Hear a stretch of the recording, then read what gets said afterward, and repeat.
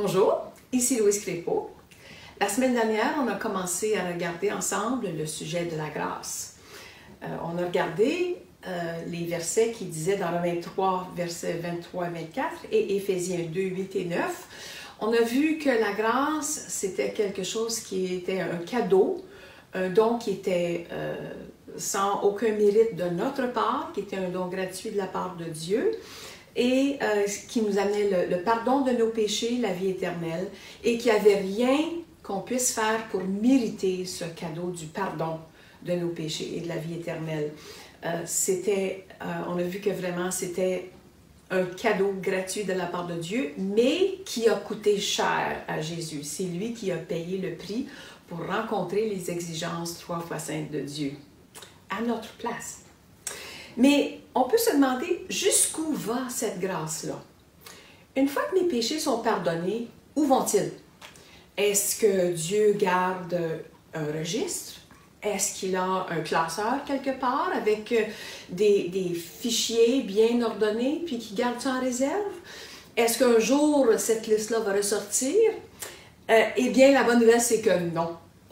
Dieu nous dit dans l'Ancienne Alliance, au chapitre 43 de Ésaïe, le verset 25, il dit ceci. « C'est moi qui efface tes transgressions pour l'amour de moi, et je ne me souviendrai plus de tes péchés. » Donc Dieu avait déjà dit qu'il oublierait complètement les péchés de son peuple dans l'Ancienne Alliance. Mais ensuite, Dieu dit dans l'Épître aux Hébreux, au chapitre 10, les versets 17 et 18, la Nouvelle Alliance, il dit ceci. « Je ne me souviendrai plus de leurs péchés ni de leurs iniquités. Or, là où il y a pardon des péchés, il n'y a plus d'offrande pour le péché. » Autrement dit, c'est fait, il n'y a plus rien à faire. Quand le péché est pardonné, il est pardonné. Maintenant, on pourrait peut-être se poser la question. Est-ce que Dieu souffre d'amnésie? Est-ce que, comme moi, il peut oublier qu'est-ce qu'il allait faire ou ce qu'il a mangé pour déjeuner? Non. On sait que la réponse est non, parce que Dieu est complètement et parfaitement parfait. Il n'oublie rien, mais c'est un choix qu'il fait. Dieu choisit d'oublier nos iniquités, nos fautes quand elles sont pardonnées.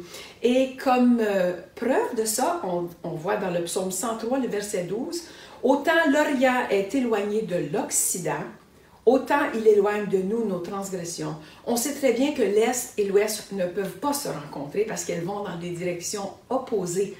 Donc, c'est aussi loin, ça donne une description que Dieu il repousse nos transgressions. Une fois qu'elles sont pardonnées, que Jésus, à cause de son sang, à cause de son sacrifice, quand nos fautes sont pardonnées, elles ne nous reviennent plus.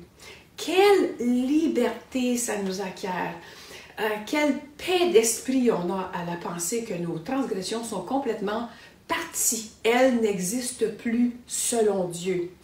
Mais maintenant, avec cette liberté, est-ce que ça nous donne une licence pour continuer de pardonner, disant « Ah ben, le pardon est là, je peux juste continuer de faire ce que je veux et demander pardon et mon péché va être effacé. » Si on a cette attitude-là, frères et sœurs, c'est qu'on n'a vraiment pas compris qu'est-ce qu'est la grâce de Dieu. On a oublié le prix énorme que Jésus a payé pour nous acquérir ce pardon parfait et complet. Donc, ne faisons pas de cette liberté une raison d'être léger ou insouciant au sujet du péché. Le péché a coûté cher à Jésus et il faut s'en rappeler. Maintenant, ce que j'ai à vous proposer comme devoir, c'est de regarder le chapitre 1 de 1er Jean, c'est-à-dire 1 Jean chapitre 1, les versets 8 à 10. Je vais vous les lire et après j'aimerais que vous preniez le temps de méditer ces versets-là. Verset 8 dit, « Si nous disons que nous n'avons pas de péché, nous nous séduisons nous-mêmes et la vérité n'est point en nous. Si nous confessons nos péchés, il est fidèle et juste pour nous les pardonner et pour nous purifier de toute iniquité. » Verset 10, « Si nous disons que nous n'avons pas péché, nous le faisons menteur et sa parole n'est point en nous. » Alors, je vous suggère, de regarder ces versets-là, c'est 1er Jean, chapitre 1, les versets 8 et 10, de les méditer et citez vos commentaires au bas du message et dites-moi qu'est-ce que vous en avez retiré au sujet non seulement de comment s'appliquent ces versets-là dans notre vie, mais aussi qu'est-ce que ça révèle du pardon, de la grâce non méritée que Dieu nous accorde. Prions. Seigneur Dieu, nous te remercions pour cette grâce, cette faveur non méritée que tu nous accordes par le sacrifice parfait de Jésus. Seigneur Dieu Tout-Puissant, permets par ton Saint-Esprit qu'on puisse comprendre progressivement, de jour en jour, quelle grâce tu nous fais et l'ampleur de cette grâce, et qu'on ne la néglige jamais, mais qu'on soit conscient de tout ce que ça a coûté à Jésus pour nous la donner, nous la prévaloir.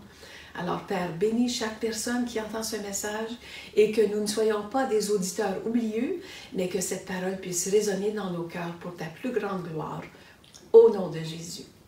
Alors, je vous souhaite une très belle journée et je vous dis à la prochaine.